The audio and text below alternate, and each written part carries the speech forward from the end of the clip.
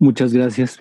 Muchas gracias a las instituciones involucradas en la invitación, la UPTC, la Universidad Santo Tomás de Tunja, la UNAD, la Universidad Antonio Nariño, la Universidad de Boyacá y la Universidad de Juan de Castellanos. Me llama la atención porque con cada una de ellas tengo razones por sentir afecto. Primero que todo porque soy un tunjano, así que todas las universidades ubicadas en Tunja pues tocan mi corazón y esta bella canción de Soy Boyacense pues me toca el alma más profunda. En la UNAD, porque he estado acompañando desde su origen cercanamente el nacimiento y desarrollo de la carrera de artes visuales. Lo mismo que también he celebrado el nacimiento de la carrera de artes en la Universidad Juan de Castellanos y lo mismo también he acompañado en diferentes momentos, en diferentes desarrollos de la carrera de artes también en la Universidad Antonio Nariño. Bueno, mi presentación de hoy se llama sobre la investigación en clave de arte.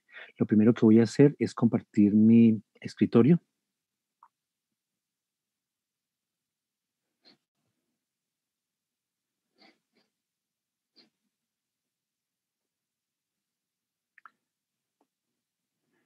y voy a presentar ante ustedes dos partes que contienen una primera que es una reflexión un poco crítica sobre el modelo dominante, altamente cientificista, altamente desarrollista de la investigación, pues que tiene sus raíces profundas en el siglo XIX y en ciertos alcances de lo que todavía seguimos viviendo como componentes de la modernidad. Y una segunda parte, una propuesta que ya toca la raíz más ontológica de donde podríamos sacar unas pautas para entender la posibilidad del pensar artístico en términos de los alcances investigativos. Quisiera comenzar planteándoles entonces algunos de los elementos esquemáticos que conforman lo que normalmente, sin ninguna aclaración, es entendido como investigar. Yo apunto todas estas reflexiones a defender algo, defender que hay investigaciones propias del arte.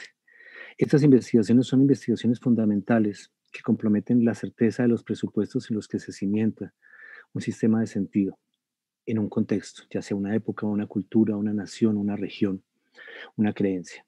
El salto más riesgoso de una investigación artística es la puesta en cuestión de las certezas, en un giro cognitivo que puede acercarse a lo que el filósofo Martin Heidegger llamó desocultación, la interrupción de la habitualidad de los entes que conforman el entorno familiar y por eso mismo confiable, para poner en percepción las estructuras que permiten producir su sentido. La desocultación es propia del arte y también de otras acciones creativas presentes en la vida. Cuando logra salir del ámbito doméstico, laboral o privado, constituye un acontecimiento que suspende la solidez del orden social, ético, técnico, científico, filosófico, aceptado y al hacerlo desata cambios en los modos de vida mantenidos hasta entonces.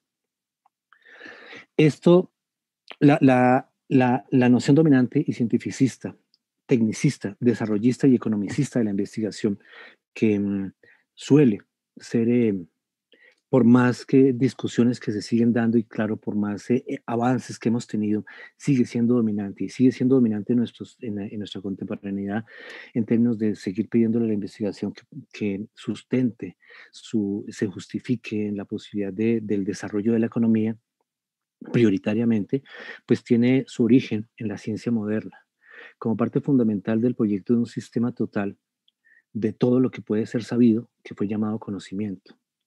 Complejo proceso que requerirá abrir campos o regiones del saber para establecer objetos de estudio o dominios, que deben ser abordados por distintas ciencias cada vez que emerja una interrogante o una perplejidad ante el pensamiento. Toda actividad indagadora que aspire a ciencia debe legitimarse en un correlato filosófico que le permita distinguir y clarificar su capacidad de señalar el objeto de estudio que es su especialidad y el rigor procedimental que señale los límites de su campo y los procedimientos mediante los cuales indagarlo y observarlo. Según Heidegger, la delimitación de los campos de estudio en la ciencia moderna tuvo dos consecuencias. La primera, la objetización de todo lo existente. La noción de mundo es asumida como una totalidad que puede ser estudiada en partes o dominios, y cada uno de esos es objeto de una ciencia. Y el conocimiento que lo interroga se puede parcelar entonces en campos, marcos de observación y de interés. La segunda consecuencia, la institucionalización de los campos de investigación científica en empresas. El carácter de la ciencia moderna deriva del aislamiento de dominios y delimitación de campos y cristaliza en empresas e instituciones. La especialización, dice Heidegger, no es la consecuencia, sino la razón del progreso de toda investigación. De ahí que la empresa es su proceso fundamental. El hombre de ciencia, que interroga al mundo, se establece a sí mismo en tanto sujeto del conocimiento como modelo y medida de las magnitudes y las representaciones. El conocer, entendido como logro de la investigación, interroga lo existente para delimitarlo, para saber cómo y hasta dónde puede ponerse éste a la disposición del representar. Esto es textual de Heidegger. La representación es la figura esencial de la modernidad, la meta de la investigación. Lo existente, el mundo, es la imagen que el sujeto conforma en su pensamiento de este sistema total. Les estoy mostrando una imagen que corresponde tal vez a la más famosa lámina de Alexander von Humboldt, conocida como el Naturgemälde. A veces se traduce como paisaje de la naturaleza o cuadro de la naturaleza, que tomó en los viajes del sabio a América Latina un modelo muy clave de representación de la naturaleza que consistía en unir muchísimas especialidades de saberes para tratar de llenar un solo cuadro en el cual todo lo que pudiera ser conocido pudiera ser ubicado en algún lugar y medido. En ese sentido, la naturaleza, el paisaje de la naturaleza se convierte en una delimitación geográfica medible, cuantificable y por lo tanto lista para ser aprovechada en términos de los intereses humanos dominantes. En el contexto de la Universidad Colombiana, el profesor de la Universidad Nacional de Colombia, Carlos Federici, planteó en un artículo llamado Algunos aportes relativos al problema de la investigación la preponderancia que deben mantener en los procesos investigativos las relaciones dialécticas, estas oposiciones tesis-antítesis, conducentes a informes sistemáticos o síntesis. El punto nodal de la propuesta de Federici es la relación articulada entre cuatro componentes dialécticos como son sujeto-objeto, los primeros dos, comunidad, ya sea comunidad social, comunidad académica, y mundo, entendiendo el mundo como la totalidad de los hechos susceptibles de ser conocidos. La investigación se asienta en esta relación dialéctica, enfrentando términos como estos para buscar espacios de síntesis que agreguen nuevas partes al sistema total del conocimiento, interconectado por dos fuerzas. La primera, intersubjetividad, una relación entre sujeto y comunidad, y la otra, interdisciplinariedad, relación entre comunidades. Las instituciones son las encargadas de facilitar el diálogo de saberes y promover ese trabajo de fuerzas convergentes, como lo llamó el profesor Federici, es decir, la interdisciplinariedad. El saber, gracias a las instituciones, se hace sistemático. Las investigaciones de cada campo del saber se complementan para ampliar su radio de acción, su alcance social y su aplicabilidad, por ejemplo, cuando en la construcción de un edificio cooperan los saberes de la geología acerca del suelo, la ingeniería acerca de materiales y tensiones, la arquitectura acerca de las formas, los flujos y las relaciones funcionales, el urbanismo acerca del impacto social en el contexto de una ciudad, la antropología acerca de las características diferenciales que aporta una cultura. Todo este trabajo de fuerzas convergentes sustentaría por qué las investigaciones se convierten en empresas y por qué las instituciones son los espacios más adecuados para hacer esta articulación. Y explicaría también por qué es necesario exigirle cierta claridad eh, de síntesis en la escritura para que una investigación de un campo del saber se haga comprensible por los otros campos del saber. De esa forma, entonces, hacer que una investigación de un campo pueda alimentar aspectos de una investigación de otro campo. Muchas investigaciones ligadas a instituciones académicas, económicas y gubernamentales de Colombia y del mundo en general persisten en mantener vigente el modelo de la ciencia moderna. Y desde el límite aquí es que se asume que la investigación, y cuesta trabajo además entender, otra opción, la investigación es una actividad primordialmente científica. Yo dirijo una revista indexada muy prestigiosa en artes, que es la revista Cuadernos Mabae, pero nuestra revista se sigue presentando como revista científica. La revista que tiene este alcance y que tiene este nivel de credibilidad sigue apelando de tomos a unas denominaciones que no se cuestionan y no se cambian. Esta actividad primordialmente científica, desde aquí se ha presupuesto que la investigación no es asunto del arte, ya que el arte no aporta ninguna especificidad a esa gran representación científica del mundo. o es posible que su aporte sea un aporte eminentemente secundario. De hecho, Humboldt entendió el valor de una herramienta como el dibujo y la pintura para integrar en una visión total mediante la sensibilidad, pues toda esta información que se quería haciendo fragmentaria si no entrara a la mirada del arte, se produjera lo que su gran amigo Wolfgang Goethe llamó aperçu, como una intuición que mediante la sensibilidad nos deja percibir la totalidad. Pero esa intuición precisamente pasa al campo inefable, porque al ser expresivo no tendría ninguna codificación científica posible. Según el insistente y dominante modelo de la modernidad, el arte aprovecha marcos de observación y de intereses de la experiencia común y a veces de los dominios de las ciencias o la filosofía, pero no sustenta un nivel de especialización equiparable al de los dominios considerados científicos. La respuesta institucional al trabajo artístico es que su competencia, la creación, no demuestra una especialidad sustentable en un objeto de estudio ni procedimientos de indagación propios y que solo fomenta la labor investigativa en el sentido estricto cuando sale de su campo, puesto que sin objeto de estudio delimitado no hay campo del saber que ella pueda reclamar. Queda sobreentendido que si hay algo interesante que descubrir en el arte, pertenece al campo de los estudios sobre el arte en las ciencias sociales y las humanidades, como la historia del arte, la semiología, la iconografía, la antropología, la psicología y otras, pero no del arte mismo.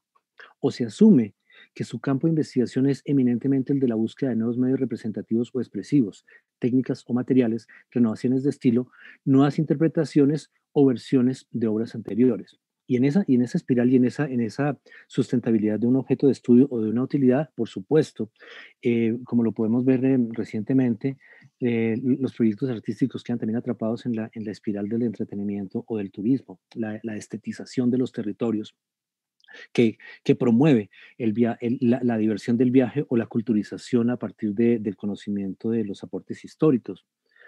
Este modelo ha despertado sospechas en algunos pensadores cuyo trabajo los ha llevado a fronteras que les han exigido respuestas vitales, topándose con problemas de contexto.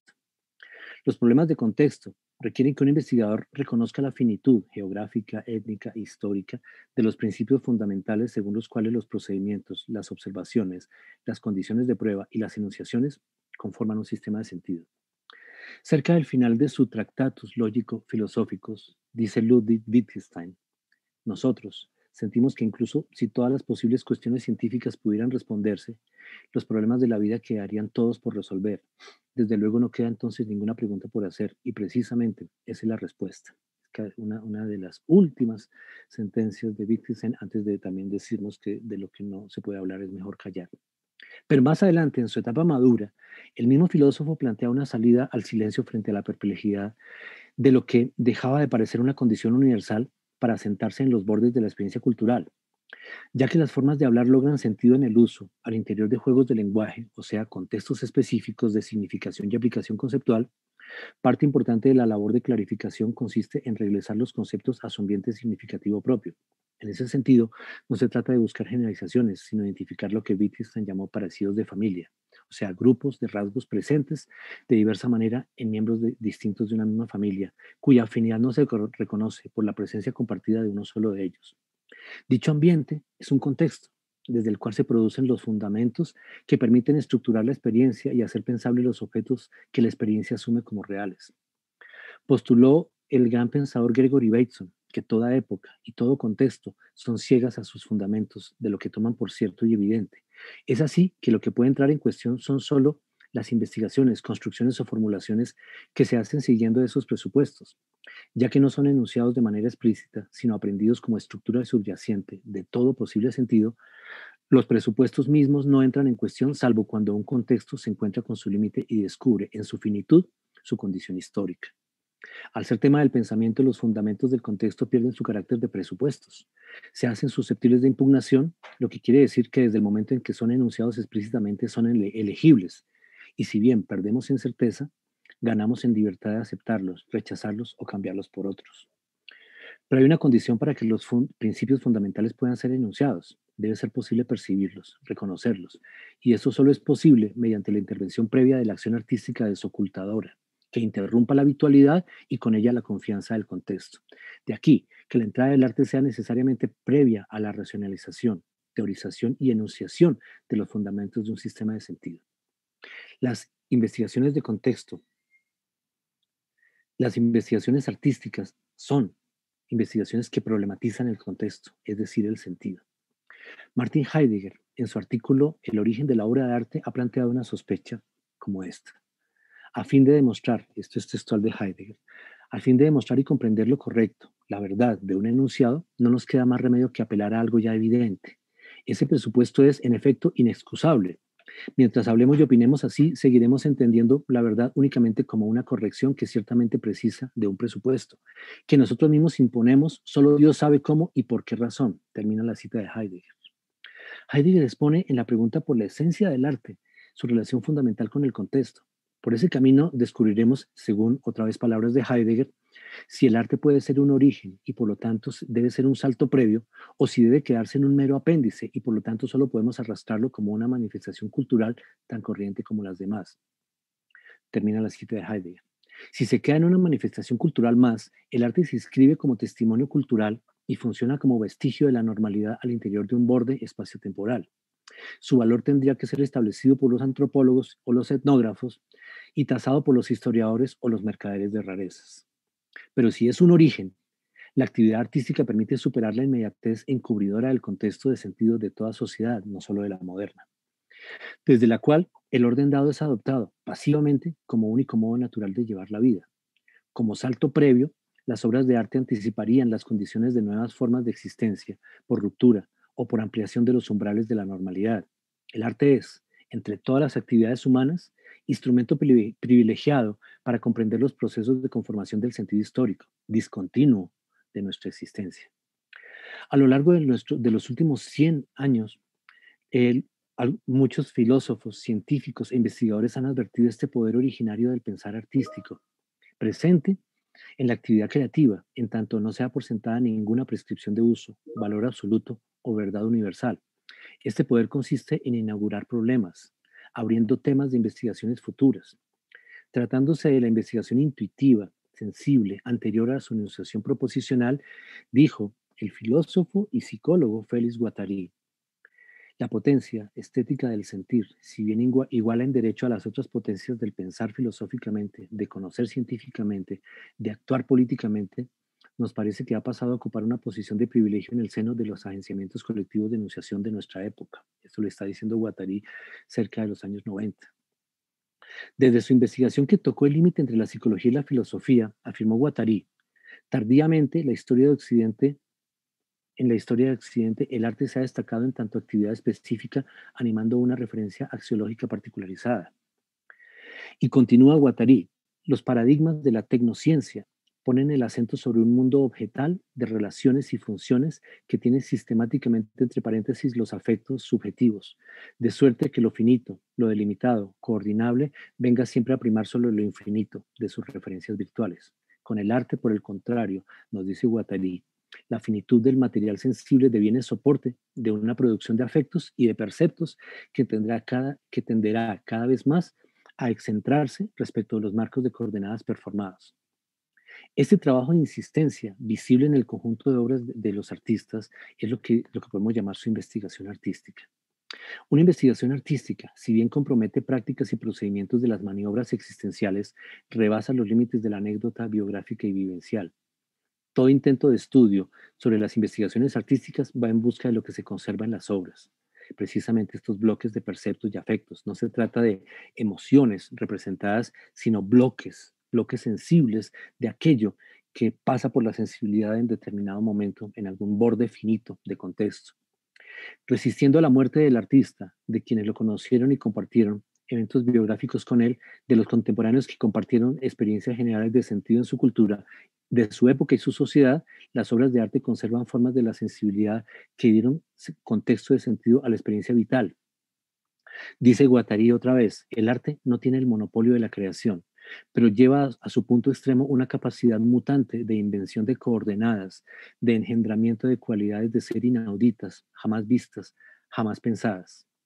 Lo que queda en las obras de arte de envergadura investigativa es la puesta en percepción del mundo, el mundo del artista, es decir, el origen de un sistema de sentido desde el cual se configuró su coherencia expresiva, perceptual e icónica, y asimismo la proliferación de sugerencias de modos posibles de completarlo, pervertirlo o dinamizarlo. La segunda parte de mi presentación quisiera que paráramos un poco en esos límites del cientificismo moderno, en el mismo Martin Heidegger, cuando en su bello artículo de la pregunta por la técnica, pues llega a plantearnos ese matrimonio histórico que se dio entre las ciencias exactas y la técnica moderna, una técnica basada en la extracción de energía. Plantea Heidegger que con unas cercanías de cerca de 50 años entre el siglo XVIII y el XIX, el quiebre de los dos siglos, las ciencias exactas estuvieron listas un poco antes que la técnica moderna, de tal manera que le entregaban a la técnica moderna una manera de cuantificar y ubicar recursos para que ésta fuera a extraerlos. De esa forma, cuando miramos este Naturgemälde de Goethe, pues este Naturgemälde, además de ser un cuadro del conocimiento, tiene todo el carácter de definición estratégica, de delimitación estratégica de recursos. Y tengamos presente claramente que luego de sus viajes por América Latina, el presidente de los Estados Unidos, Jefferson, invita a Goethe, a Humboldt, como huésped ilustre unos cuantos meses mientras se encarga de sus secretarios que copien todos sus mapas y todos sus planos, de tal forma que esta información que había reunido el sabio científico humanista, pues queda al servicio de una política que de aquí para adelante se encargó del dominio y del dominio extractivista, por supuesto, y de implantar un modelo extractivista a partir de la cuantificación. Por esa misma razón, entonces, en su artículo, Martin Heidegger plantea que la técnica nos puede llevar a un punto en el cual podemos sucumbir en nuestra humanidad. Y ese punto es cuando no podemos ver otra cosa en la naturaleza. Y la naturaleza incluye la vida nuestra misma como un depósito de energías, un almacén de energía o unas existencias a la espera de ser cuantificados, clasificados y extraídos. Y en ese sentido se introduce el cálculo en toda nuestra vida. Nos volvemos ese ente calculador que no puede ver otra cosa que la relación ganancia contra inversión en todos los ámbitos de la vida. Y esto, insisto, en los ámbitos de la vida porque esto implicaría también los sentimientos, las emociones y nuestras relaciones con los animales, nuestras relaciones con lo espiritual. Pero dice Heidegger, en ese lugar donde caemos en el peligro de que se pierda de vista lo que nos ha hecho humanos en el origen, que es nuestra capacidad de poner en cuestión nuestra existencia misma, de problematizarla, en ese lugar está el peligro. Pero también apelando al poeta, Hölderlin nos dice, pero acordémonos lo que nos dice el poeta, allí donde está el peligro, crece también lo que salva.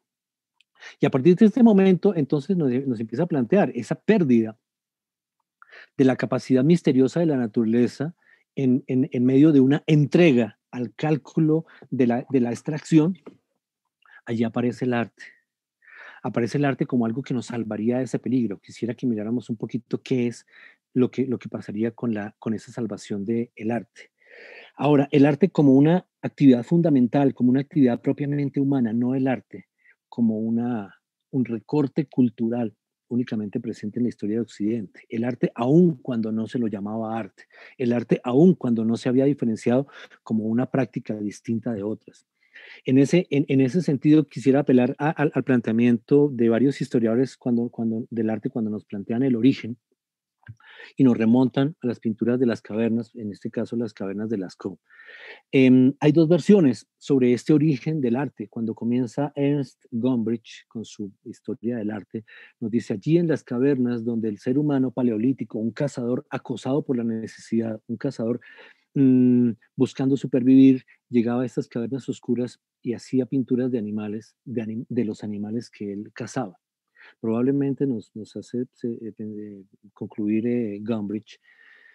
Este cazador iba allí a pintar la efigie, a usar el arte como una técnica práctica para pintar la efigie de esos animales que él necesitaba para cazar y para allí mismo dispararles flechas o lanzas y cazarlos en ánima, de tal forma que atrapados aquí pueda pudiera augurar una casa sustanciosa y entonces tuviera precisamente la práctica de la pintura una finalidad claramente económica, resolver el problema de la alimentación y augurar carne abundante.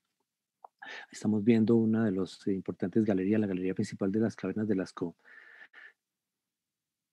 Si es así, entraríamos a mirar, pues claro, en el origen del arte está ya el primer cálculo que hace el ser humano y es un gasto de energía en una representación simbólica, entendiendo que de esa representación simbólica viene una ganancia efectiva en términos de riqueza, es decir, de aquellos objetos que él necesita, de aquellos productos que él necesita para subsistir. Pero esa hipótesis de Gombrich se encuentra de nuevo con esta imagen del peligro que nos plantea Heidegger. Si ese es el origen del arte y ese es el fundamento inicial del origen del arte en la historia de la humanidad, de cuando nos volvimos humanos o cuando nos hicimos humanos, pues es evidente que ese reclamo de la naturaleza como ganancia, como riqueza, siga siendo el reclamo al cual debería plegarse la práctica artística. Pero si hay otra posibilidad, podríamos mirar cuál es. Si seguimos entonces la invitación de Heidegger a leer al poeta Hölderlin y entender el sentido de este verso, donde está el peligro crece también lo que salva, pregunta Heidegger, ¿qué significaría salvar? Porque si toda esta relación, ciencias exactas, técnica, nos lleva al peligro, de ese peligro nos salva el arte. Y dice, el primer sentido de peligro es buscar algo y conducirlo a su esencia. Pensemos esencia como la plantea Heidegger, es precisamente aquello que, que preexiste a la cosa misma, aquello que define lo que es algo por encima de sus accidentes y por encima de sus circunstancias. La, la quiditas que señalaban también los antiguos escolásticos, la queidad de algo. El arte busca las cosas para conducirlas a su esencia. Ahora, ¿qué significa eso? Y al conducirlas a su esencia, las salva. Y pensemos, en ese sentido, buscaría las cosas que están en el mundo, las cosas que estamos estudiando, pero también buscaría nuestra vida, buscaría la relación de la vida humana con el mundo para llevarla a su esencia y salvarla. Desarrollemos un poco esta afirmación de Heidegger y volvemos después a Heidegger. Pero quisiera volver a otra de las pinturas de las cavernas de Lascaux, la pintura del lugar conocido como el pozo o el abismo o el foso, según es reseñada por el filósofo francés Georges Bataille, en un bellísimo texto que no me canso de recomendar que se llama Las lágrimas de Eros. En ese lugar, Bataille está buscando también el origen de lo que nos hace humanos a partir de lo que él descubre como el erotismo y sobre todo a partir de encontrar que el erotismo o formular la hipótesis de que el erotismo nos vuelve humanos. El erotismo, al ser parte de un no que el ser humano le dio a la naturaleza, al sexo como instinto, el erotismo es nuestro no en la medida en que nosotros practicamos el sexo a partir de un camino trazado de imaginación simbólica y lo practicamos en oculto, ya no es simplemente por finalidades procreativas, sino en principio por la búsqueda emocionada de esa voluptuosidad que ya nos hemos representado en la imaginación. Somos el animal que se puede representar la voluptuosidad mediante un paso simbólico. Y por otro lado, un segundo no que le hemos dicho también según Bataille a la naturaleza, que es el no a la muerte. Pueda que toque morir, pero no aceptamos morir. O sea, llegamos a la muerte sin estar de acuerdo con ella. Y ese no a la muerte pues tiene varias implicaciones. En principio también que no matamos solamente por instinto, o sea, y no en cualquier momento de la vida podemos matar, que para ir a matar tenemos que estar en un estado, tenemos que hacer una preparación y llegar ritualmente a un frenesí de matar, de la misma forma que en el ritual erótico llegamos a un frenesí de la voluptuosidad. Y en esos no al sexo y a la muerte, pues reunimos en el mismo lugar de la prohibición el sexo y la muerte y se reunieron allí sus símbolos conformando las estructuras más antiguas de lo sagrado, lo prohibido, que no quiere decir que no los hacemos, sino que los hacemos en términos de transgresión, es decir, debe haber un ritual para transgredir la prohibición y llegar a hacerlo con mucho sentido. De nuevo nos dice Guattari, bueno, perdón, quisiera plantear el inicio de esta segunda parte de una manera clara. Esta segunda parte se desarrolla desde la concepción del arte como una parte de la decisión que llevó a la humanidad a realizar esfuerzos en el plano simbólico, suspendiendo la utilidad y el cálculo, con gestos excesivos que permitieron el regreso de estados de frenesí, miedo o peligro. De nuevo, Guattari. En las sociedades arcaicas, la danza, la música, la elaboración de formas plásticas y de signos sobre el cuerpo, sobre objetos, sobre el suelo, estaban íntimamente asociadas a las actividades rituales y a las representaciones religiosas. A través de diversos modos de semiotización, sistemas de representación y prácticas multireferenciadas, estas conformaciones lograban hacer cristalizar segmentos complementarios de subjetividad. Esa subjetividad que llega a cristalizarse a través de estas diferentes prácticas le permite al ser humano reconocerse como un ente distinto que en su decisión se hace consciente de su existir y su diferencia frente al mundo. Esa conciencia del no y de la distinción que tiene el ser humano con el resto de entes del mundo es la que lo hace humano. Es decir, una primera conciencia ligada a una decisión de prohibir algo que prohibir significa, de nuevo, llevarlo al ámbito de lo sagrado. Georges Bataille se centra en una especial de estas pinturas de las cavernas de Lascaux, que es la del foso. Si ustedes ven la pintura del foso, representa también a un bisonte como las vemos en la galería central de Lascaux, pero esta tiene unas características que son, vale la pena resaltar. Primero, porque es de una de las raras veces que el hombre paleolítico representa a un ser humano. Esa representación del ser humano parece ser la de el cazador que estuvo luchando con el bisonte y que en la lucha, en el combate, cayó muerto. Y por otro lado representa al bisonte atravesado por una jabalina y en la parte baja de su vientre nos muestra que cuelga del bisonte sus entrañas. El bisonte en este momento está viviendo su estertor mortal y en ese momento de su estertor mortal es tan peligroso que en el combate acaba de matar también al guerrero, al cazador que lo iba a matar.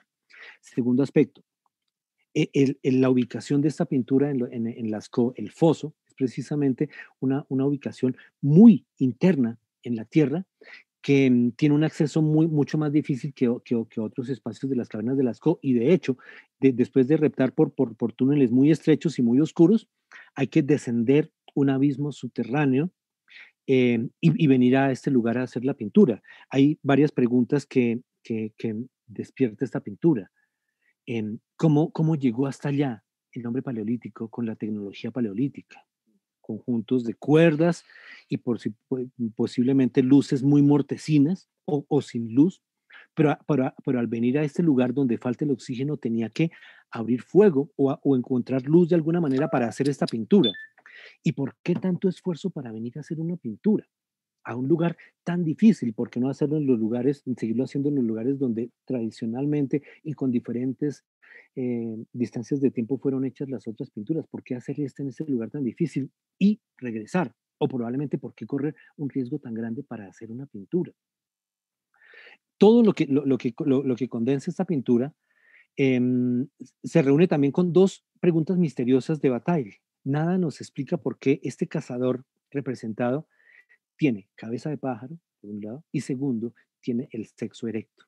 Pero volvemos a encontrar de alguna forma que en este lugar misterioso, de una pintura hecha con tal dificultad, se reúnen el sexo y la muerte, las dos grandes prohibiciones de la antigüedad, en términos también de esa relación de la muerte de la presa y la muerte del cazador.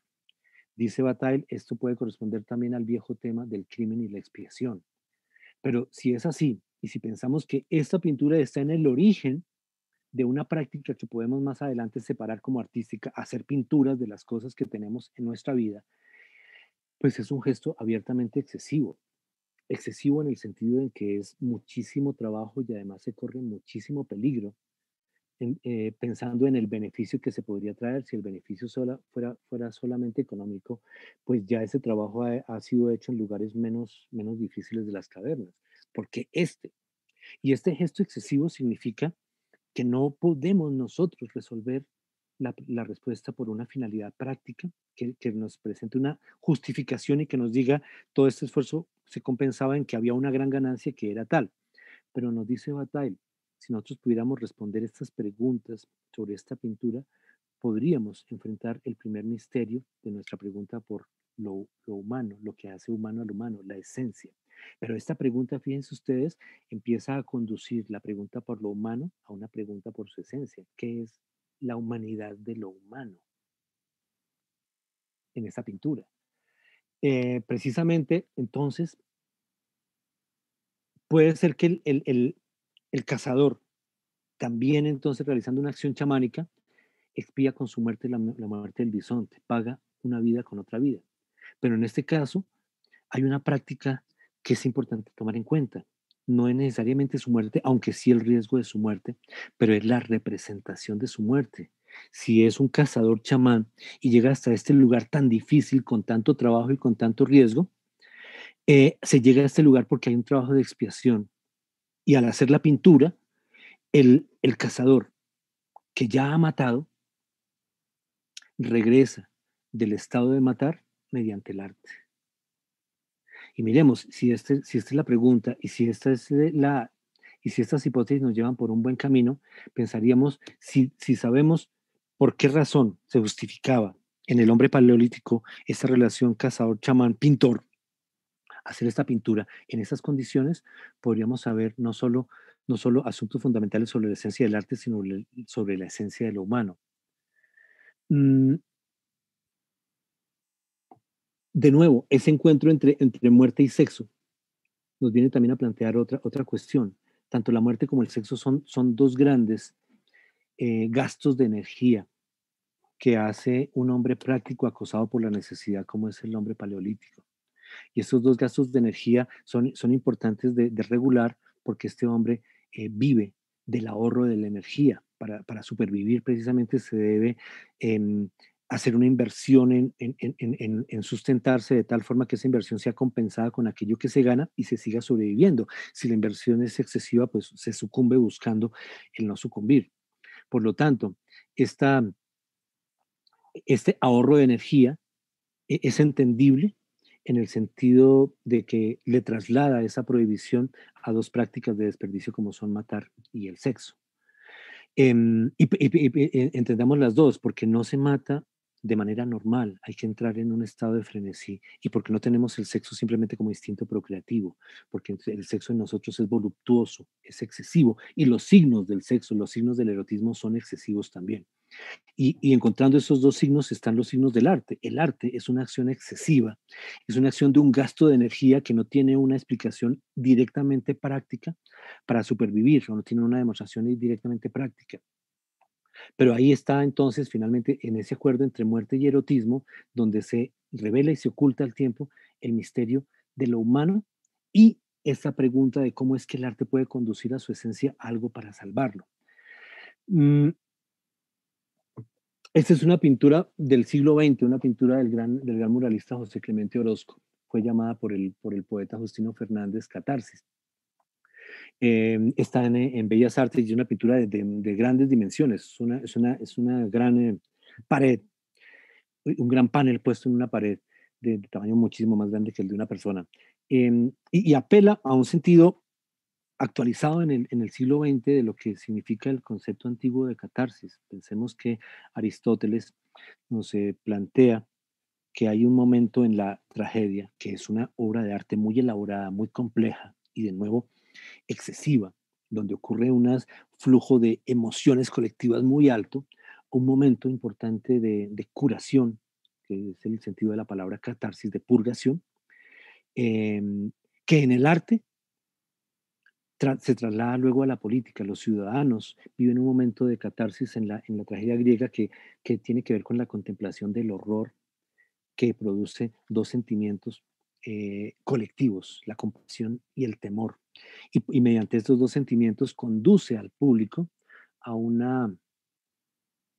a una emoción que Aristóteles llama catarsis. Tengan en cuenta, catarsis es una palabra de la medicina, no del arte. Aristóteles está usando una palabra de la medicina que es el efecto, catarsis es el efecto que tiene el cuerpo después de que le han dado un purgante. Esa expulsión violenta, ya sea vómito o diarrea, o las dos, es la catarsis. Por eso más adelante al latín catarsis pasa como purgación, y purgación ya pierde un poco su sentido médico y gana un sentido moral. Pero necesita establecer una comparación entre ese efecto médico y el efecto moral que tendría el arte. Mediante la compasión y el temor llegamos a un momento en el cual parece que estamos purgando, es decir, expulsando algo que nos hace mal. Pero lo que sea el efecto posteriormente, cuando los ciudadanos salen de la tragedia, son mejores ciudadanos en la polis. Es decir, la tragedia era un evento artístico patrocinado por el Estado en la medida en que forjaba ciudadanía, no porque daba modelos de conducta, sino porque creaba las condiciones para la colectividad, para el sentimiento por la ciudad o por la humanidad, expulsando los sentimientos subjetivos individuales. La definición central de la tragedia que nos da Aristóteles en la poética es esta: una imitación de una acción esforzada y completa. Y miren ustedes esto, o sea, es una acción, no es una acción cotidiana, es una acción armada con una proporción y una medida, y completamente armada como totalidad mediante el arte, de cierta amplitud y en lenguaje sazonado. La traducción del lenguaje sazonado también nos expresa quienes hablan en la tragedia no hablan como en la vida cotidiana. O sea, el hablado de los actores en la tragedia es artificial, porque el público nunca debe confundir el arte con la vida. Y cada una de las partes separadas en sus distintas partes, pero finalmente actuando y no mediante relato, y mediante la compasión y el temor lleva a cabo, esto se traduce al español en la edición de Gredos, purgación de tales afecciones, la palabra catarsis. Ahí entenderíamos también entonces que la obra de arte es un espectáculo artificial que nunca confunde al público haciéndole creer que es la vida. O sea, no es una representación real, es una representación de otro tipo, completamente construida, que tiene la capacidad de hacerle expulsar unos efectos demasiado individualistas mediante mostrarle cosas que le producen compasión y temor. Y miremos, vayamos y pensemos en la pintura de las cavernas de Lascaux. Em, Voy a adelantar varios momentos para que podamos más bien hacer una discusión y ahora nos quede tiempo para hacer algunos comentarios o preguntas. Pero precisamente en este sentido es que entenderíamos que el problema del arte comienza siendo que hay un horror, algo que nos produce miedo, pero que eso que nos produce miedo, puesto en el arte, tiene un papel curativo. Un papel curativo o en términos de Heidegger, un papel de salvación, porque ese horror nos conduce a un encuentro con algo que es esencial del ser humano. Muy probablemente tiene que ver con aquello que nos hace ser conscientes de lo que somos. Mm, y nos puede encontrar entonces esa relación con dos principios que podrían explicarnos por qué vale la pena y por qué nos metemos en empresas artísticas, y no necesariamente esas empresas artísticas se sustentan en la utilidad de las empresas científicas de otro tipo. Apelando a la filósofa colombiana Consuelo Pavón en un muy lúcido texto que se llama Actos de Fabulación, tomo dos principios que ella señala, que son principios de la acción artística y sobre todo que nos conducen a pensar prácticas artísticas contemporáneas. El primer principio es precisamente eso: hay que establecer una distancia con la estética del siglo XIX que confina el arte al juicio desinteresado que hace un público muy cultivado. Y tomando distancia con esto, nos dice Consuelo, el primer principio es que el arte es todo lo contrario a una operación desinteresada. Tanto en la historia anterior a la modernidad como en la historia posterior a la modernidad, no podríamos simplemente comprender el fenómeno artístico a partir de entender el juicio desinteresado que hace un público frente a él, sino preguntamos cuáles son los intereses del artista. Y esto significa también que nosotros entonces llevamos el problema del arte de la contemplación a la producción, lo que también implica entender, por ejemplo, la invitación marxista también, y de marxistas menos ortodoxos, como por ejemplo Walter Benjamin, dirigir la pregunta por el arte a la producción. Que de nuevo, si volvemos a la caverna de Lascaux al foso, preguntamos por la producción, por qué y cómo este cazador hizo esta pintura. Ya no estamos preguntando qué siente alguien que la mira. Eso puede ser nosotros estremecidos, pero nosotros estremecidos mirando la pintura, ante todo nos preguntamos por qué la hizo, quién la hizo y cómo. Y esa pregunta por la producción, pues obviamente nos hace preguntar cuáles son los intereses del artista. Si es el cazador chamán, decimos, ¿será que quiere expiar la muerte por qué se arriesga a morir? ¿Por qué entra al lugar que le da miedo? ¿Y por qué, y por qué representa lo que le da miedo en ese lugar? Debe haber un interés muy profundo porque el gesto es excesivo en todo sentido. Es muchísimo trabajo, muchísimo riesgo, muchísimo tiempo del tiempo que se podía gastar en supervivir para hacer para poner una expresión simbólica. Así que tiene que haber mucho interés, pero aunque se nos escape cuál es ese interés, sabemos hay un interés que debe ser muy fuerte. Siguiendo este principio, podríamos entender, pues claro, em,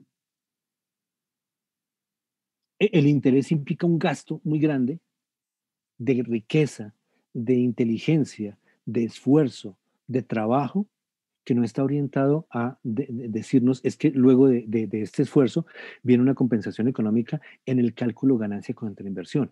Este gesto es excesivo precisamente porque revienta nuestra esfera del cálculo, porque rompe el cálculo, porque hace imposible el cálculo y nos hace desbordados. Pero también pensamos, lo que pasa es que el gesto erótico también es desbordado. O sea, cuando el gesto erótico es calculador, entramos a unos lugares en los cuales ya no estamos hablando de erotismo, probablemente estamos hablando de prostitución, de pornografía, cuando el gesto erótico es calculado.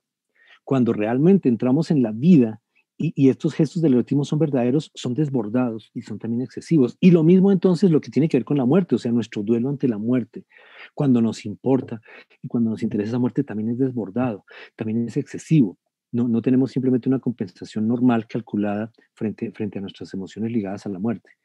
Ese principio que plantea Consuelo Pavón tiene que ver también con el inicio que señala el filósofo Giorgio Agamben en su libro El hombre sin contenido, apelando a la genealogía de la moral de Federico Nietzsche cuando él nos plantea que tal vez anunciando proféticamente el siguiente siglo, es decir, el 20 que viene para Nietzsche, hay que tomar un mito distinto y hay que volver al mito de Pigmalión. Dice, citando a Nietzsche, a Gamben, en la esfera de la voluntad de poder, Pigmalión es el escultor que se exalta debido a su propia creación, hasta el punto de desear que no pertenezca más al arte, sino a la vida. Es el símbolo de la rotación que va desde la idea de belleza desinteresada como denominador del arte hasta la felicidad, es decir, la idea de un ilimitado acrecentamiento y potenciación de los valores vitales, mientras que el eje de reflexión del arte sobre el arte se desplaza del espectador desinteresado al artista interesado. Que implica un principio como estos, la invitación claramente a mirar al arte en la esfera de la política, de la ética y de la técnica, pero en términos del interés, no necesariamente en términos del desinterés del público. Y no tanto entonces en términos de por qué es valorado de tal manera o por qué es entendido de tal manera, sino qué intentaba el artista hacer y para qué y cómo lo estaba haciendo. El arte como una esfera del trabajo, o como lo ha llamado el filósofo político Tony Negri, como trabajo liberado. Esa, esos ejes de reflexión, me voy a saltar los ejemplos, disculpen ustedes, me lleva a un segundo principio que plantea también la misma filósofa Consuelo Pavón. El arte es el más alto poder de lo falso. Si volvemos al principio de catarsis, como lo plantea Aristóteles, el público en ningún momento debe reemplazar el arte por la vida. El arte es el arte, la vida es la vida. Hay algo que sucede en el arte y que es útil dentro del arte, como la catarsis. La catarsis sucede y se produce en el arte. Cuando el arte nos conmueve, nos lleva a un estado como esos. Pero cuando salimos del arte, cuando salimos de la tragedia y estamos en la polis, eso que produjo en nosotros el arte nos lleva a ejercer la ciudadanía de mejor manera, a ejercerla de manera colectiva, a colectivizar nuestro sentido, nuestras prácticas y de manera consciente, sobre todo al ser conscientes de cuáles son las esferas de nuestra decisión que pasan a entregar nuestros intereses particulares por intereses colectivos. Intereses colectivos, pensemos al tener una causa, el pueblo, los campesinos, los ríos, el agua, el ambiente, los animales, el maltrato a los niños, el abuso a las mujeres en general. Todo esto implicaría que nosotros llegamos a ese lugar porque en algún momento algo que pasó y puede haber pasado en el arte nos hizo escupir nuestros intereses calculadores para llevar a hacer gestos excesivos, para llevar por el camino simbólico a conjurar las fuerzas destructivas de la vida mediante un acto excesivo y corriendo muchos riesgos. Mm, el arte inventa mentiras que elevan lo falso a esa mayor potencia afirmativa. Para el artista, Apariencia ya no significa la negación de lo real en este mundo, sino esta selección, esta corrección, esta duplicación, esta afirmación, nos dice la filósofa Consuelo Pavón. Em, Eso también nos podría venir a explicar un momento muy importante que estamos viviendo de la institucionalidad actualmente en nuestro país y en otros países del mundo. Los intentos de cooptar la experiencia artística al servicio de unos valores que promueven la activación de la economía, especialmente la inserción del arte dentro de estas dos esferas del entretenimiento, del turismo, de la cultura en tanto turismo. Y por otro lado, nos viene también a mostrar, por ejemplo, estos gestos en los cuales em, generales militares envían pelotones de soldados a borrar murales puestos, por ejemplo, como los que hace Puro Veneno, en un gesto, fíjense ustedes, un gesto peligroso, riesgoso, excesivo, que por otro lado enfrenta un peligro real, y es que enfrentan la amenaza de figuras poderosas del Estado que además recurren a la censura, o el allanamiento de la sede de cartel urbano alrededor del paro, porque empiezan a entender que la producción simbólica de unos artistas gráficos enfrenta o es considerada indeseable por unas fuerzas interesadas en mantener el status quo de determinada manera, sobre todo ligado a una manera de vivir la política y la cultura. O em, las censuras en la página de internet de 070 también. Tres, tres sucesos de producciones artísticas y cada una de ellas tomando un partido, interesándose y revelando su interés, es decir, su simpatía por el paro, su simpatía por las víctimas de falsos positivos, su antipatía por la hipocresía en los procesos judiciales, y en ese sentido ese riesgo viene de nuevo a preguntarnos la misma pregunta del bisonte: ¿por qué correr tantos riesgos? ¿Por qué vale la pena? ¿Y de qué manera lo hace? ¿Y qué es lo que está despertando nuestra obra de arte? Pero si supiéramos eso, sentiríamos de nuevo cuál es la respuesta a esa pregunta: ¿por qué es lo que salva el arte? Ahora, esa pregunta está al final, abordada al final del artículo de Martin Heidegger de la pregunta por la técnica. Si el arte, en medio del extremo peligro, está otorgada esta suprema posibilidad de su esencia, es algo que nadie es capaz de saber, pero podemos sorprendernos de qué, de otra posibilidad, de que en todas partes se instale la furia de la técnica, hasta que un día, a través de todo lo técnico, la esencia de la técnica, esencia el acaecimiento propio de la verdad, y no tengamos otro lugar que mirar el cálculo técnico en todas las esferas de nuestra vida, el gran peligro. Como la esencia de lo técnico no es nada técnico, la meditación esencial sobre la técnica y la confrontación decisiva con ella tienen que ver con el acontecer en una región que por otra parte no está emparentada con la esencia de la técnica y por otra no obstante sea fundamentalmente distinta de ella. Dice Heidegger, esa región es el arte. Ahora, precisamente por ese lugar, cuando planteamos en el arte, lo que pasa es que la verdad acontece de otra manera, y es que la verdad se instala como pregunta y se instala como certeza, o por otro lado, los presupuestos y los fundamentos, las certezas entran en cuestión y los ejes centrales de nuestra experiencia entran en interrogación. Y termina su artículo Heidegger con esta frase contundente: porque el preguntar es la piedad del pensar. En ese sentido diríamos, aquí está acaeciendo la esencia por la cual nos conduce el arte, del peligro a la salvación. Volvamos a nuestra pintura del foso y volvamos a mirarla. Y volvamos a mirar en ella gestos que no se quedan ahogados como un dato histórico de decir es que el cazador paleolítico pensaba de tal manera. Es que el cazador paleolítico es uno de los temas más antiguos que tenemos para pensar lo humano.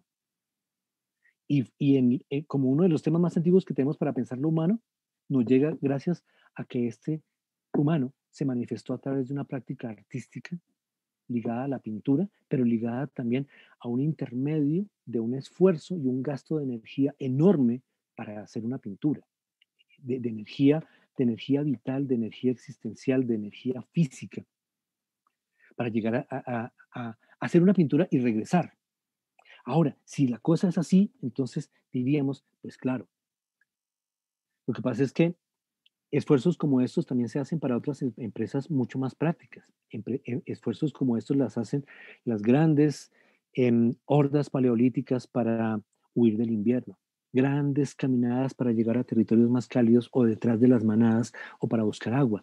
Grandes esfuerzos como estos, como nos dicen las grandes migraciones a lo largo de las cuales morían muchos y tenían muchos que ser abandonados, pero al final de cuentas se compensaba porque se encontraba una mejor tierra donde ser más prósperos, donde tener más recursos y entonces prevalecer. Una empresa como esta, decíamos, no tiene ninguna duda de que su justificación está sustentada en que hay un gran logro útil que, que explica la relación ganancia contra inversión, que la energía invertida se compensa con creces en lo que fue ganado. Pero esta otra, que se parece a esos viajes, pero es un viaje de cuyo regreso no podemos decir el cazador llega con algo en su interioridad, llega con una humanidad interior ganada. En ese sentido, si quisiera plantearles entonces en esta pintura mi tema de lo que podríamos establecer eh, como el principio de una epistemología investigativa del arte, el principio de lo que podría ser una empresa investigativa del arte. En este lugar es posible establecer esta hipótesis, que el hombre paleolítico que hizo las pinturas del foso, impulsado por una razón misteriosa, este hombre entró a la oscuridad a tientas, caminando sobre sus miedos hasta un lugar muy adentro de la tierra y en este lugar representa su propia muerte, la posibilidad de morir, lo que más le horroriza. Entonces ese hombre que ha matado necesita un ritual para volver del estado de matar al mundo ordinario. En este momento nace el arte. Es nuestro regreso de la muerte, de la oscuridad y es nuestra forma de pasar por encima de la oscuridad, del temblor, lo incierto y nuestras vacilaciones. Esto plantea los posibles fundamentos de lo que podría ser la epistemología de una investigación artística y quisiera resaltarlo en 4 puntos que quisiera desarrollarles para terminar. Primer punto, suspendiendo el cálculo de energía, el ahorro, el arte desde el origen es de por sí un gesto excesivo, de riesgo, de desperdicio, de tensión y sobresalto. Pensemos en términos, por ejemplo, de lo que se tiene que plantear cuando se presenta una investigación, la justificación de una inversión con una compensación que se haría al final de la investigación. En ese sentido, diríamos, es muy difícil sustentar los fines artísticos en términos del productivismo, del economicismo o del tecnicismo. Porque es muy difícil decir que al regreso de una investigación artística se tiene o termina traicionándose en gran medida esta búsqueda verdadera en el arte de salvar y tal vez terminábamos diciendo fomentar turismo o estetizar algún evento de otra práctica. Pero por sí misma diríamos, ese sobresalto, esa investigación, esa negatividad es parte de lo que también impele a un investigador en arte a no poder dar cuenta exactamente de sus objetivos y de sus justificaciones, de identificar inmediatamente un problema para decir, hay una solución con una investigación. En muchos casos el problema es descubierto al final o por la mitad de la investigación, la problematicidad. Segundo punto, el arte recorre las mismas rutas de prácticas económicas, políticas, técnicas ligadas a la subsistencia, por un gesto excesivo, pero en el sentido contrario. Es decir, la empresa del arte recorre las rutas del sacrificio, la violencia y el rapto de regreso. Tenemos el arte para volver, no para ir. Nosotros tenemos el arte para regresar de la violencia, para regresar del miedo, para regresar del dolor. Tengamos en cuenta, por ejemplo, este sentido tan importante en un momento en el cual nuestro país se esfuerza por decir queremos regresar de una guerra interna, queremos regresar de un conflicto, queremos regresar del dolor de la pérdida de los seres queridos por las víctimas, que necesitamos un regreso. Y por qué también todos los intentos de ocultar en el arte este poder? Tercer punto, la ruta que orienta a la empresa artística de plasmar la pintura del bisonte es en este lugar oscura, incierta, sin marcas ni señales claras. Lo que orienta al cazador artista es un impulso, posiblemente fascinación, intuición, y no se evidencia un objetivo claro ni una metodología conocida. El cazador, en el transcurso de su empresa, tomará las pistas de la ruta de ida para definir la ruta de regreso, es decir, la emergencia de una metodología es parte de lo logrado al regreso de una empresa de investigación artística. Cuarto punto. El objeto de investigación reúne la intención de representar su perplejidad ante el gran misterio de la muerte con la búsqueda de una ruta y los procedimientos para seguirla, todas sus dudas y la confrontación con sus temores ante la oscuridad, la espera de lo sorpresivo, posibles caídas, obstáculos, falta de aire, poderes animistas, sus propias supersticiones y creencias. Y por último, el ejercicio de su imaginación y su para trasladar a la oscura roca los detalles significativos de la escena. Aquí hay una clara relación entre lo oculto y lo desoculto que se plantea en el arte, como lo también ha planteado Martin Heidegger. En la obra de arte se instala al tiempo que se produce la tensión de fuerzas entre la tierra y el mundo, la tierra que se oculta y el mundo que se desoculta. Es decir, la tensión histórica entre aquello que está siempre y aquello que podría cambiar históricamente. Quinto punto. De una investigación artística puede derivar un resultado invisible de implicación ontológica, como es el conjurar nuestra perplejidad ante la irreversibilidad y la determinación de la muerte, al representarla, al atraparla, al realizarla en el arte y arrancándola así del mundo. Lo que se encuentra de nuevo en este gesto excesivo, el arte como algo que rompe las formas normales y en la ruptura adquiere poder protector. Y por otro lado, si el arte representa los peligros volviendo a la hipótesis del bisonte del fondo, no nos representa yendo, sino volviendo del peligro, y en ese sentido estamos planteando la posibilidad y el costo de la violencia en nuestra vida. En un principio, una revolución violenta, por ejemplo, tendría que venir con la victoria del cambio social, pero si la guerra es un gran exceso, y es otro tipo de exceso, fíjense ustedes, pero no es un exceso en el plano simbólico. Si hay una guerra que tenga sentido, sea justa, esa guerra también hay que librarla en el nivel simbólico. Y ese es el punto importante. O sea, hay una batalla simbólica que dar, o una victoria de lo simbólico, o una derrota de lo simbólico. O más bien, que haya que librar esa batalla en el nivel simbólico antes de cualquier otro lugar, donde posiblemente ya no tenemos que ir a matar, porque ya hemos matado en el arte. Con esa reflexión cierro mi presentación y los invito a establecer comentarios o a que planteemos preguntas. Voy a, ¿cómo hago para dejar de compartir el escritorio? Ay, muchas gracias. No sé si haya tiempo de que conversemos un poquito. Sí, muchas gracias, profesor Ricardo Toledo. Claro que sí, tenemos aproximadamente media hora para conversar al respecto. Gracias por todas estas ideas y por todas estas proponencias que nos hacen en el escenario del arte. Rescato, entre otros, allí donde está el peligro crece también lo que salva. Y creo que el llamado también no solo a los investigadores del arte, sino de las ciencias sociales, de las ciencias exactas, es a que salgamos de nuestra zona de confort.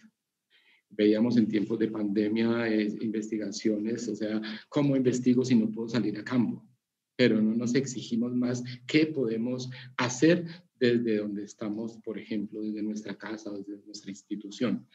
Saludamos, en este momento tenemos 431 personas conectadas de Colombia, de México, de República Dominicana, y hacemos un saludo muy especial a Teresa Videa de la Universidad Nacional Autónoma de Honduras.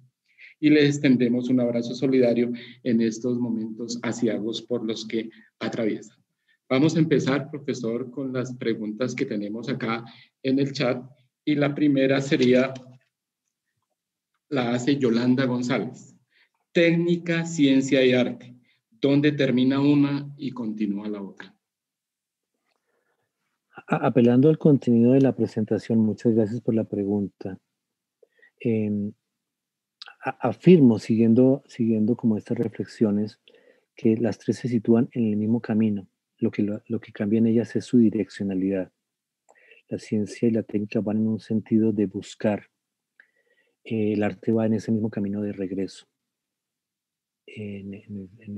Al cuestionar los fundamentos y al vigilar su oscuridad, el término de Martin Heidegger de salto previo nos plantea que hay una potencia de inaugurar problemas. Normalmente, en una investigación importante en arte, al comienzo, cuando se presenta el problema, no se siente la problematicidad.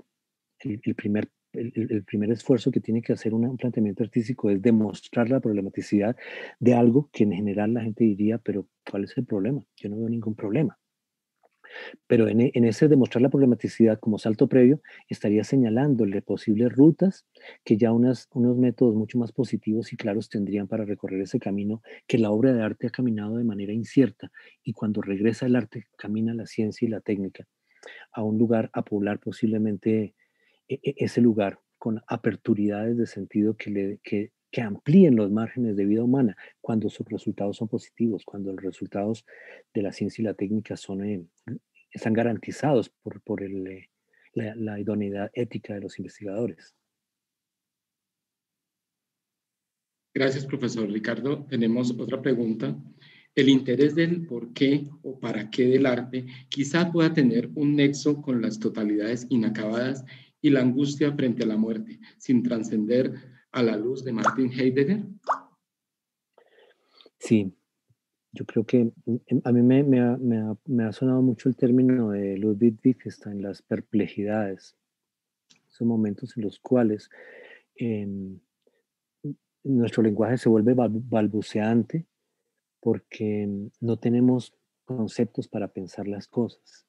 Esa, y precisamente esas perplejidades suelen dar ante totalidades, ante ideas inmensas que no se pueden comparar con otras, la muerte, la vida, el mundo, eh, y dentro de ellas el universo, el, la- el alma, las emociones. Que en general con todas esas totalidades mm, normalmente tienden a enfrentar una gran oscuridad del lenguaje y por eso también en muchos momentos para dar cuenta de ellas o para acercarnos a ellos debemos acudir más bien al lenguaje poético o a la expresividad de los materiales mismos, porque no hay lenguaje claro para ellas. Decía Wittgenstein citando al poeta Rabindranath Tagore, el agua en el vaso es clara, el agua en el mar es oscura. Y completa esa figura diciendo, la pequeña verdad tiene palabras claras, la gran verdad presenta un gran silencio. Muchas gracias, profesor Ricardo. Al inicio de su intervención planteaba algo como el arte cuando no se le llamaba arte. Y acá me viene a la memoria todos esos procesos que emprenden las personas del común, los campesinos. Hoy en día se habla mucho incluso de los museos comunitarios y cómo ellos pueden fungir como curadores de lo que desean salvaguardar. No solo la visión de qué salvaguardar desde el profesional de las artes o el profesional de las ciencias sociales. Ahí, ¿qué nos podría recomendar a nuestros investigadores de las ciencias sociales que a veces no tienen en cuenta como un actor protagónico a la comunidad, a ese arte? Porque parten de su subjetividad para hacer estas investigaciones. ¿Qué podríamos recomendarles en ese sentido, profesor Ricardo? Estimado Germán, usted señala un punto casi que el corazón de esta propuesta. El filósofo Gilles Deleuze dijo, la vida no necesita el arte para aparecer. Perdón, el arte no necesita al hombre para aparecer. Y lo que nos plantea es, el arte ya está en el canto de los pájaros, el arte ya está en el color del atardecer. Lo que hizo el ser humano en un recorte histórico en Occidente fue pararse en la mitad de algo que ya existía y reclamarlo para su subjetividad y nos instauró pues este paradigma moderno del arte hecho por el individuo genio. Pero por supuesto que todo lo que hemos dicho aquí plantea y yo tengo como varias investigaciones en artículos terminados, por ejemplo, sobre el fenómeno de la autoconstrucción de nuestros países de América Latina. El habitante que construye su casa y con esfuerzo va poniendo cada ladrillo, cada material, lo primero que logra es la expresividad de los materiales. Cuando yo miro esta casa, miro una vida expresada, que sin el deseo de hacerla para que sea contemplada, completamente queda mostrado el esfuerzo, los sueños, la esperanza en cada detalle de cada uso material que tiene el autoconstructor. En esa medida podemos decir, em, los artistas hacen arte, pero no todo el arte es hecho por artistas. La cuestión aquí ya sería entonces otro punto. Si nosotros sacamos el arte de la estética del siglo XIX y lo traemos al interés, como lo hemos planteado, pues ya tendríamos que mirar que el arte no solamente está en las galerías siendo contemplado por especialistas o en los museos o en los mercados de arte, sino que el arte está en la vida, solamente que algunos intereses particulares mm, lo han convertido en objeto suntuario, precisamente siguiendo el modelo de la estética, en el cual, como lo dice Teodoro Adorno, ese supuesto espectador interesado que habla a nombre de la humanidad se convierte en un sujeto estereotipado que ve en el arte su imagen de sí mismo mejorado. Y entonces la obra de arte se convierte en un marcador de clase. Quien declara en público que admira aquella obra públicamente reconocida, transfiere de esa declaración pública prestigio para su existencia.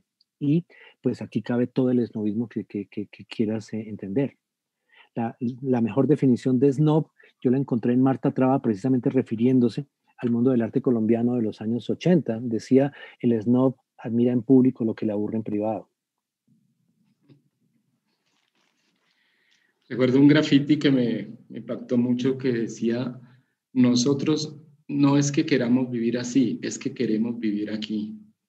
Y todo eso que las comunidades diariamente nos dan a leer, hay que aprender también a leer las comunidades desde ellos, desde sus imaginarios y desde lo que tú dices que el arte no es solo lo físico, sino es todo el ejercicio también llegabas de la ciudadanía, cómo queremos vivir.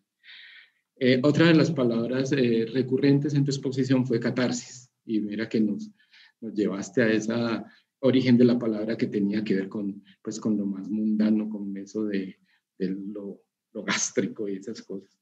Yo también tendría otra palabra que agregar en el escenario del arte, que es la melancolía. O sea, a veces ese momento en que el artista o el investigador no encuentra qué hacer, ¿verdad? No encuentra como que sí, como que no, como me lanzo. Decías, allí donde está el peligro, crece también lo que nos salva.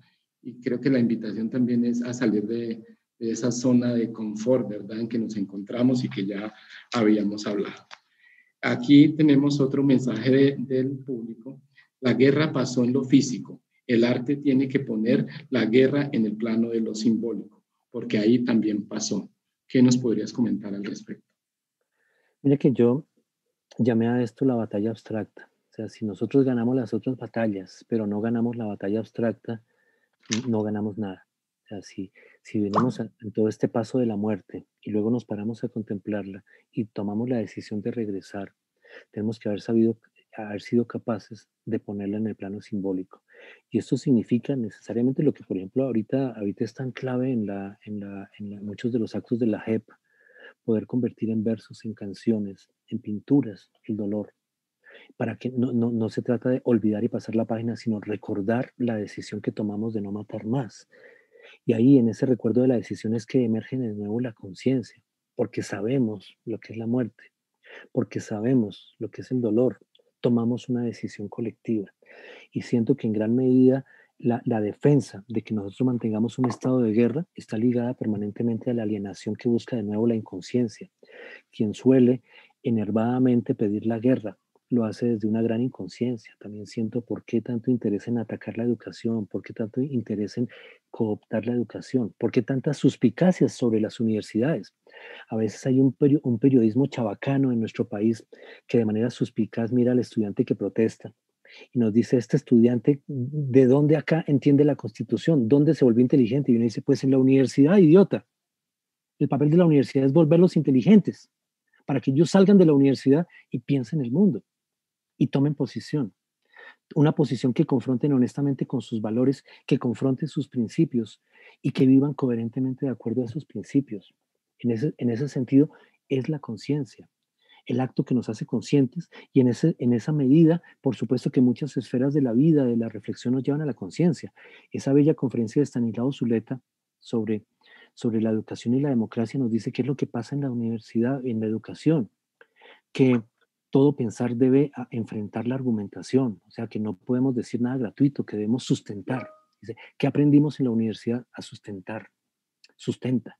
Los prejuicios no valen en una universidad, los dogmas no valen en una universidad. Tú enfrentas a tu profesor sustentando y tú confrontas a tu profesor y a tu estudiante sustentando. Aprende a sustentar.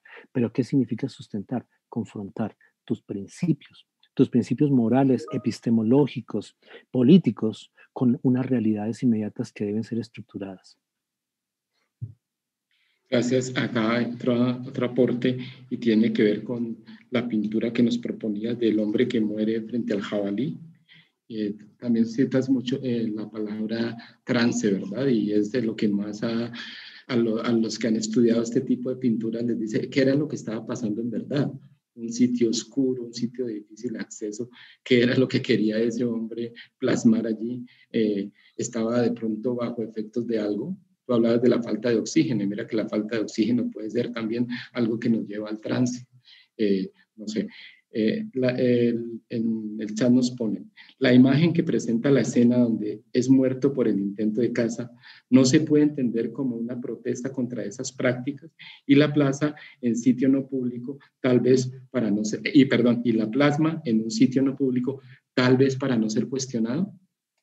Pues mira, estamos condenados a hipótesis. En gran medida lo que define la prehistoria es que no tenemos documentos sino vestigios. Y todo lo que podamos decir son hipótesis. O sea, aquí caben las hipótesis más prácticas, las más descabelladas, pero hay unas que de pronto, en todas ellas debemos confrontarnos con nuestro valor íntimo humano. Diría, si estamos huyendo del juicio público al hacer la pintura, por ejemplo, al protestar, tendría que tener muchísimo sentido esa protesta.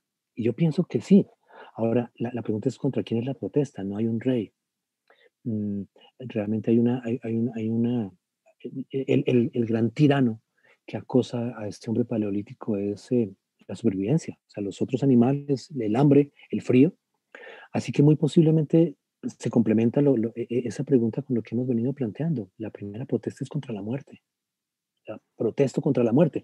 Pueda que mi protesta sea inútil, pero al protestar, el protestar me humaniza. Y puede ser que también proteste contra otras cosas, claro que sí.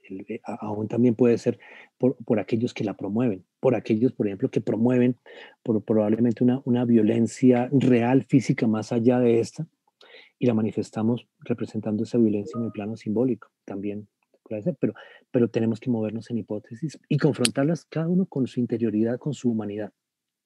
No tenemos otra herramienta para decir, sí, esta es la respuesta correcta. Allá otro graffiti, todo lo que veo me mira. Igual también la protesta puede ser contra sí mismo, ¿verdad? Con eso y también para la necesidad de una historia. Decía pasar en el escenario del conflicto de víctimas a sobrevivientes, también cambiar nuestros lenguajes para transmitir eso sin que se pierda, ¿verdad? Hablabas en otra parte, la catarsis se sucede en el arte, pero eso en la polis nos lleva a ejercer la ciudadanía. ¿Podrías un poquito complementar eso como el arte para ejercer esta ciudadanía? Sí, y me parece muy importante esa aclaración. O sea, cuando tú estás decidiendo por cuál es el candidato que debes votar, estás en la política, tu derecho ciudadano. Es decir, ninguna obra de arte está hecha para decirte cuál es el buen candidato o el mal candidato. Una obra de arte está hecha para despertar en ti esa conciencia que te lleve a tomar esa decisión, pero cuando tú tomas esa decisión estás en la ética y en la política. O sea, cuando tú ya no estás en la tragedia y estás en la ciudad, eres ciudadano. La tragedia, adentro del arte, te da las virtudes emocionales para ser buen ciudadano, pero cuando actúas en la ciudad, eres ciudadano, ya no parte del arte. El, Guy Debord lo decía de otra manera muy clara, y era que en el arte es más importante aquello que te enseña a ver las calles que aquello que te enseña a ver el arte. O sea, cuando el arte te emociona y la emoción solo te sirve para ver el arte, es una emoción muerta, es un gusto, como lo llamarían los marxistas, un gusto burgués, una masturbación intelectual. En el arte se te despierta, pero en el arte, o sea, ahí vienes a ver que están los otros campos de tu vida, pues estás en tu disciplina. Si lo estás observando como biólogo, eres un biólogo, pero el arte te da una relación con la vida que puede nutrir ese ejercicio biológico tuyo. Por eso ese sentido de salto previo. ¿Ya? Y por esa misma razón, los fines artísticos no te eximen de responder por responsabilidades legales, jurídicas, sociales, morales. A veces uno pretende decir que como es una obra de arte debe haber una ley más laxa para ella. No. Lo que pasa es que cuando tú actúas en acciones que tienen implicaciones éticas, le respondes a la ética. Que pueda que el impulso que te lleva allá sea una emoción artística, es otra cosa. Pero precisamente por eso es tan importante que sales de la tragedia a la polis. Pero cuando estás en la polis ya no estás en la tragedia. Muchas gracias. Tenemos dos últimas preguntas. La primera, muchos capítulos de la historia escrita los conocemos desde la óptica sesgada del historiador. ¿Se puede considerar que la historia a través del arte se plasma de manera más honesta? que pasa es que el historiador hace historia, el artista hace arte. Ahora, lo que sí es clave preguntar, y sobre todo cuando uno trabaja haciendo historia del arte, es cuál es el objeto de la historia del arte. Porque si nos metemos desde el arte a la historia del arte, o desde la historia, fíjense ustedes una cosa, por ejemplo, hay universidades en todo nuestro país que tienen carreras de historia del arte, pero las carreras de historia del arte, por ejemplo, en la Tadeo, la carrera de historia del arte es del Departamento de Humanidades, no de la Facultad de Arte. Y el sustento es antiguo, desde que yo trabajaba en la Tadeo se venía diciendo, es que el pensamiento desarrollado a partir del sentido del arte no le corresponde al artista. Y eso pues plantea una decisión muy grande. En principio, entonces, esta tensión que uno diría, ¿será que tú no podrías pensar que en algún momento el artista puede saber qué es el arte? Y tenemos que preguntárselo al esteta o al historiador o al semiólogo. Precisamente ahí es donde convertimos la historia del arte en estudio sobre el arte y no en investigación artística. Yo trabajo en una facultad de artes en la cual doy historia del arte, pero mis estudiantes son estudiantes de arte, no de historia. Por lo tanto, la pregunta todo el tiempo viene siendo, ¿para qué le sirve la historia del arte a los artistas? ¿Cómo la convierten en herramienta para ser artistas?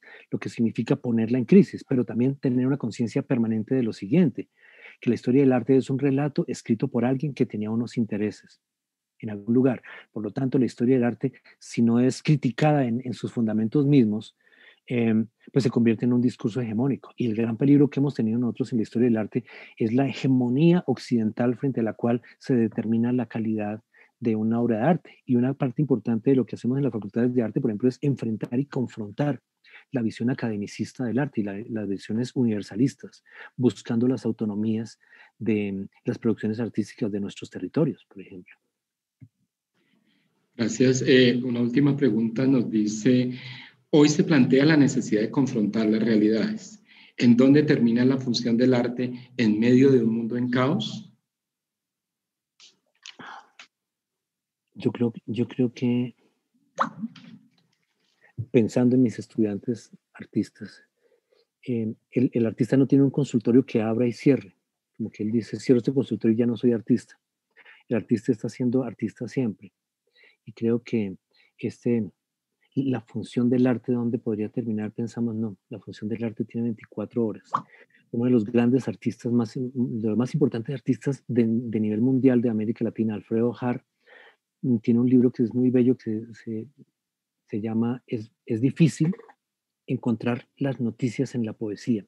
Sin embargo, la gente muere a diario por falta de lo que hay en él. En este punto, nosotros necesitamos la poesía 24 horas, necesitamos la pintura 24 horas, necesitamos la música 24 horas. Como decía el gran genio Federico Nietzsche, sin música la vida no tendría sentido. Y la experiencia de sentido la necesitamos todo el tiempo, cada segundo de la vida. Gracias, profe. Sí, más allá de, pues, de poner logros como que una banda vendió más en tiempos de pandemia, facturó más, está todo esto que nos lleva a cuestionarnos en el escenario del arte. Algo que me queda mucho de tu intervención fue cuando hablabas de el arte nos permite, ¿por qué no?, encontrar el problema. Y me remito a Martín Barbero cuando de pasar de los medios a las mediaciones y de perder el objeto y ganar el proceso, ¿verdad? A veces nos centramos en diseñar esa propuesta de investigación o de intervención, pero nos olvidamos de todo eso otro que ese mismo arte nos sirve para encontrar los problemas. Y teniendo los problemas y con el concurso comunitario, local, pues podemos lograr las soluciones, ¿verdad? El arte para regresar del miedo, del dolor, expresarnos.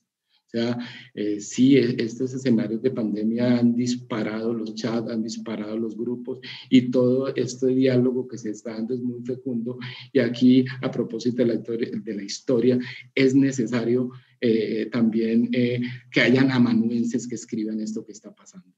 Que no solo se quede en las imágenes, que no solo se quede en links de acceso a la grabación, sino que construyamos comunidad en este sentido. Gracias, profesor Ricardo. Agradecemos su participación y desde luego estaremos atentos a sus nuevas producciones y conversan. Estimado Germán, gracias por la conversación y gracias a los organizadores por este gran honor que me ha implicado el ser invitado a hacer esta apertura. Muchísimas gracias y un abrazo para todos.